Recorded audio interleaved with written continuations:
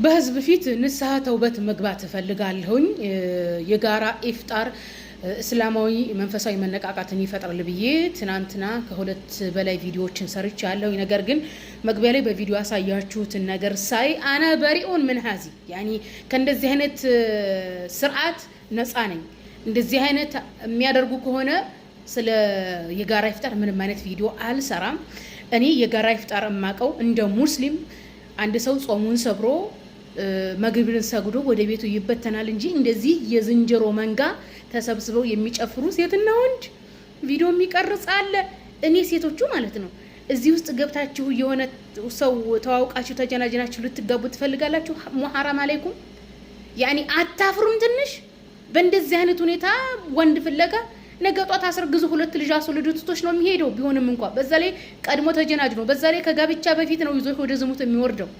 አረ ሁሉንም ተውትና አታፍሩም እንዴ? ጾም እኮ ብሎ ማለት እኮ መንፈሳዊ ስርዓት እኮ ነው። ጾም እናንተ ስነ ምግባር ካላስተማራችሁ፣ ሀያ አይናፋርነት ካላስተማራችሁ፣ መንፈሳዊ አደብ ካላስተማራችሁ ምን ሊያስተምራችሁ ነው? ሲጀምር ሴት ልጅ ለምንድን ነው የጋራ ኢፍጣር የምትሄደው? ሴት ልጅ ምግብ በማዘጋጀት ለወንድሞቿ ምግብ በማዘጋጀት በማቅረብ አጅር ካገኘች ወንድሞች ሂዶ አፍጥረው መግሪብን ሰግደው ወደ ቤታቸው ይበተናሉ እንጂ ሴት ልጅ ተኩላ ምን ብላ እንዴት ትሄዳለች? አነ በርኡ ምናዚ እኔ በህዝብ ፊት ንስሐ ገባለሁ። እኔ የአብርሃም አምላክ የኢየሱስ አምላክ የሙሐመድ አለይሂ ሰላቱ ወሰላም አምላክ ይቅር ይበለኝ። እንደዚህ አይነት ስርዓት ከሆነ በጣም ከሚቃወሙት ነው የምሆነው። ይሄ የጋራ መንፈሳዊ መነቃቃት ሳይሆን ይሄ የጋራ ስነ ምግባር ብልሹነት ሆነ። የጋራ ይሄ ምን መግማማት ሆነ። ይሄ የጋራ መንፈሳዊነት ሳይሆን የጋራ መግማማት ነው የሆነው።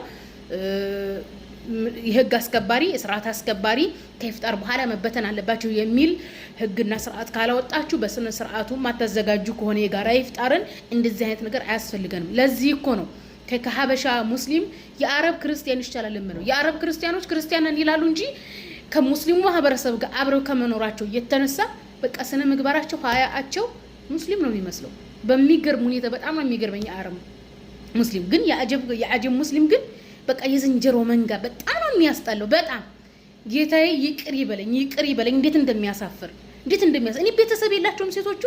ወንዶቹስ ቢሆን እንዴት ተሰብስቦ ኢፍጣር አፍጥራችሁ ጾም ሰብራችሁ ተምር በልታችሁ ወጣጣታችሁ ወደ ቤታችሁ መሄድ ማለት እኮ ነው። እና ሊላህ ወኢና ራጂዑን። እንዴት አይተን ማህበረሰብ ነው ግን እያፈራን ያለ ነው? ቤት እስላማዊ አደብ የሚያስተምራችሁ የለም? እስላማዊ ስነ ምግባር የሚያስተምራችሁ የለም? አታፍሩም?